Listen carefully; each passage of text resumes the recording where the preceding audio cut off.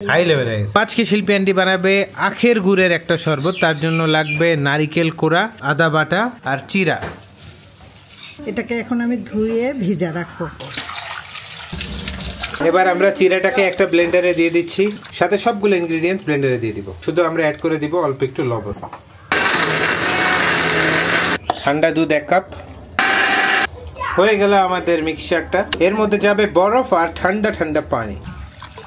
এই শরবতের উপর মুড়ি একটু ছিটাই নেবেন। ডেকোরেশনও হয়ে গেল সুন্দর। আদার ফ্লেভারটা খুব সুন্দর হিট করতেছে। তারপরে মুড়ির যেটা উপরে দিচ্ছে সেটাও ক্রিস্পি।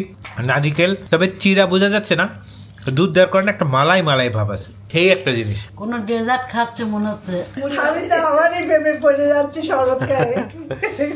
কি আবিষ্কার করছেন, নিজের প্রেমে পড়ে গেছে শিল্পী আন্টি। তাহলে বানায় আপনারা অবশ্যই আমাদের গ্রুপে শেয়ার করবেন। অবশ্যই পুরো যে পাউডার রাইসটা দিছে ওটা ক্রিসপি। অবশ্যই আপনারা মুড়ি কিন্তু দিতে ভুলবেন না। মুড়ি দেওয়াতে